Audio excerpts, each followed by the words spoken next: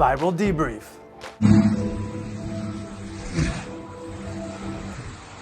Coming up.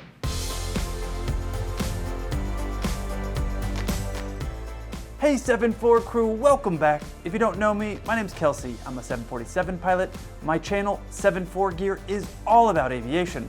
Now, it's good and bad that people seem to have their phone in their hand everywhere they go, but something that is good about it is that we've got some clips that are shot in that TikTok or YouTube Shorts mode, which keep getting sent to me, so thank you for sending to me in both formats.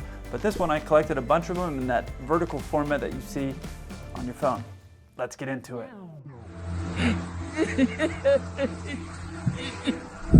No! No! No! No!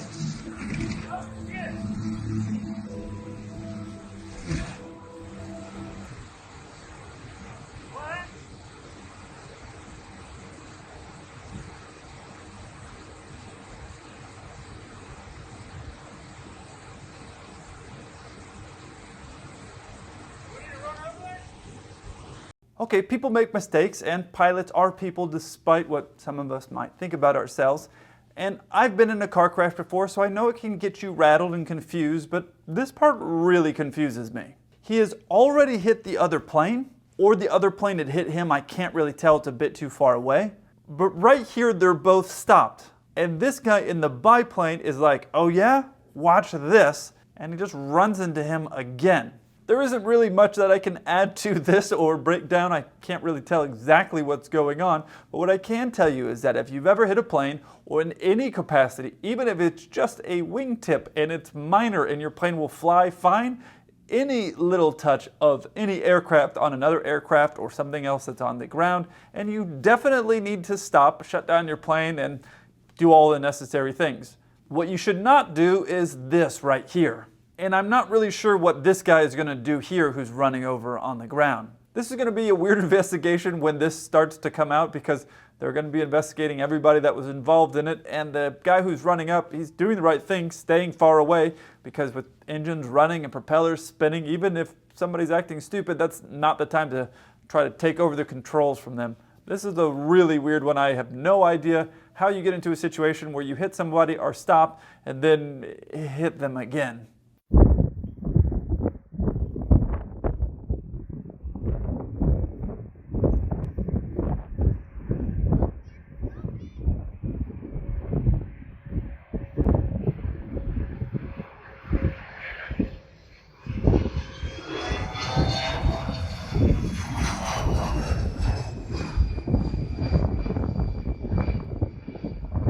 I feel like there should be a requirement if you're going to do plane spotting that there should be a windsock out there so I can tell what's going on. If you aren't familiar with what a windsock is, it is this thing right here. And what it's used for is it lets us know the direction of the wind. It lets us know the speed of the wind by how full or how filled up that windsock is. It gives us a lot of information. Now, I'll be honest, when I'm flying, I typically never look at that thing. However, in smaller planes, I have, and I used to pay more attention to it.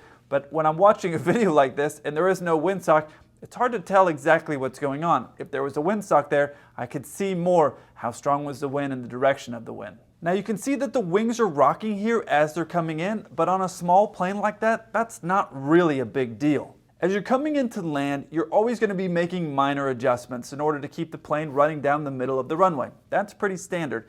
And on a smaller plane like that, because the wings are not that far out or not that wide, it's less of a deal to have more rock. It's not something that you should make a habit, but it's less of a big deal.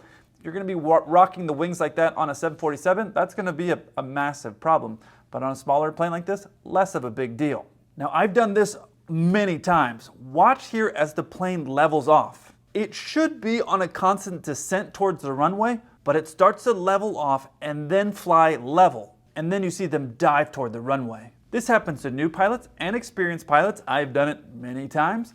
One of the times that I see it the most common though is that when you're flying in low visibility. And when you're flying an approach in low visibility and you break out from the clouds and now you have a sight on the runway, typically what happens, because you're not engaging the speed, it's all coming to you right in a quick second, what happens is pilots get a little nervous and they pull back on the yoke because they're trying to give themselves a little bit more time. The problem is you need to keep going down. So sometimes what I've seen happen is They break out from the clouds. As soon as they break out, they look outside and stop looking inside and following their instruments to keep them going down towards the runway. When they break out outside, then they want to take a second to process everything. And in doing so, pull back on the yoke a little bit. And I've seen it where they go back up into the clouds. And then you don't really have a choice except to go around. This is a Jetstream. This is the first turbine aircraft I used to fly, and I used to fly it all the time on low visibility approaches, and there was no autopilot on it. Anyone who has flown that plane will say they're glad to have flown it and they're glad to be done flying it. It is a great aircraft. It really hones your skills. There's no autopilot. In a lot of cases, there's no flight director. And so you're having to manually fly and do everything on that aircraft, and it will make you a great pilot. But it is a handful. If you look out the window and are not paying attention for just a couple of seconds, you can be way off course, and on its side, it has a lot of unique aspects to it, but I really am glad that I had the opportunity to fly it, because often what I was doing is flying in South Texas, and in the mornings, early morning flights when we'd be flying in, there's a lot of times that we had to go down to 200-300 feet before we could see the runway. And having to manually fly an aircraft every single day, and we were doing 4, 5, or 6 legs a day, having to manually do that all the time, it makes you a great pilot. Now, what I learned, because I was a newer pilot when I was flying this, well, newer in comparison to where I'm at now, but sometimes what would happen is I would break out, and as soon as I could break out from my peripheral vision, I could see the runway. So I would stop looking at my instruments and I would look out. And just like what I talked about earlier, your brain wants to process everything, and it takes a second. Your brain wants to process, and when you want to process, you want to slow things down. You pull back up. And I never went back up in the clouds where we had to do a go-around, but there were times that different captains that I was flying with, Mike or PJ, would say, hey, keep it coming down, and I'd have to kind of nose it back over to keep coming down towards the runway. I never had something like this, though. My guess is that the pilot leveled off here, and one of the other pilots said, keep it coming down, or they saw they were getting very high on the glide path and realized they needed to nose it over, which is very dangerous. What I learned from doing this a bunch of different times was that when I would break out from the clouds, if I had an autopilot, which I did in this case, but if I had an autopilot, I would look outside for 1 or 2 seconds before I would disconnect everything. That would give my brain a second to adjust and process everything that was going on. When I didn't have an autopilot, what I would do is look outside, look back inside to verify that I'm doing what I'm supposed to be doing, back outside, back inside, and then back outside, and do that quickly. And in doing that, it gives my brain a second to process everything that's going on while verifying that I'm doing what I'm supposed to be doing from my instruments inside. And by doing that inside, outside really quick like that, it makes sure that you're going out towards the runway. Now, this is a picture from my Instagram, and on a clear day, you can see these lights over here, which these pilots may or may not have had. But what you want to see is 2 red lights and 2 white lights. I know it's kind of blurry, but 2 red and 2 white mean you're exactly where you're supposed to be on your glide path coming down. So in the case here where the pilot were to level off, like you saw them level off there, it's possible it went from 2 red and 2 white to 3 white to 4 white, and then if there was another pilot there or there was only one guy there, they'd realize, oh, we're getting too high, and then chase it and push it down, which is really dangerous. Here's why. Look at the pitch angle of the plane here. They aren't very far from the ground, and if they were to continue like this, they would have crumpled the nose gear and destroyed the plane. Now listen to them put the power in to get the go-around started.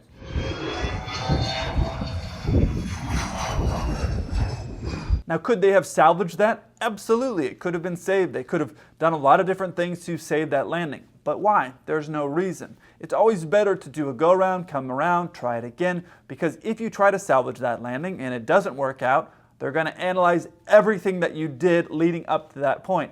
And they're going to be able to evaluate or see, hey, you did not do all these different things. At this point, you should have done a go-around and you didn't. So this pilot did the right thing. They weren't stable. They had the nose going directly towards the runway. It wasn't going to work out very well. Go back around, try it again. You're never going to get in trouble for a go-around. You are going to get in trouble if you crumple the nose gear of your plane, though. Now, I know some of you were waiting to see what I was going to say about this last part of the video here. Some of you might be wondering, why am I not talking about the gear not going up? During a go-around, it does take a couple of seconds, and there are things that need to get verified before you can put the gear up. Often you'll have to put the flaps up 1 or 2 or 3 settings depending on your plane. The next thing you got to do is verify that the plane is climbing away from the ground. You're obviously not going to want to put the gear up until you're going away from the ground. All those things need to be verified before things start happening. And since this clip got cut short, there wasn't really enough time to see, hey, are all those things, did they happen before they put the gear up? So it was hard to tell. Now, if it had got another 5 or 6 seconds, then it would have been obvious that they forgot. And it's easy to get overloaded when you're doing something like this, a go-around.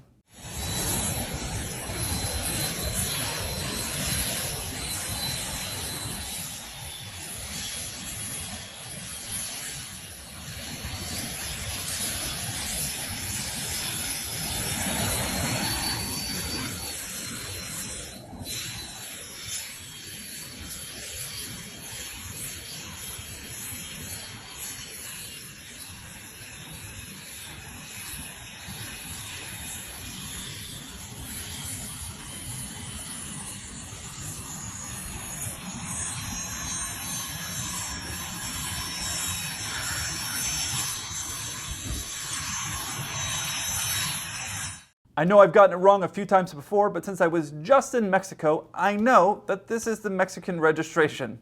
And just to be sure, I verified it on Wikipedia. So I have no idea why a plane would be taxiing along a dirt road, but it seems like everybody agrees that that's where he should be. But what surprises me is when he spools up the engine here. Listen to this.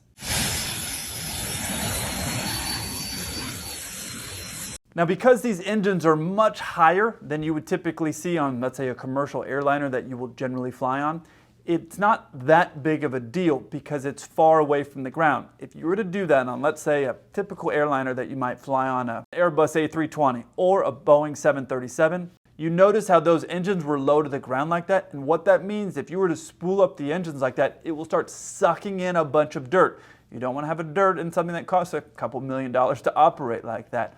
Those jet engines are sucking in a lot, which means that if you were walking in front of one and you might be 5 or 10 feet away, it could, with enough power, actually suck you into the engines. So with those low engines like that, and you heard them add some power, those engines are going to start sucking in the air, that's everything around it, and if it were low enough to the ground, it will start sucking in dirts and rocks. Not really something that you want. Obviously, this is a planned thing. I don't think the pilot just missed the runway because you can see a bunch of different people helping them move around, including this guy right here. That is the signal to set your brakes. There's actually a correct signal which tells you to stop your aircraft, but when you're off-roading your private jet, I guess it doesn't really matter. So you'll see sometimes at night, you'll see these two wands cross, or you'll see guys cross their arms. That is the signal to actually stop the plane. And then he did this motion right here. That's basically saying, set your brakes. And then this will be to release him. So this sign of setting your brakes, I guess, is good enough. If you enjoyed this video, check out these two over here. I look forward to hearing from you. Until then, keep the blue side up.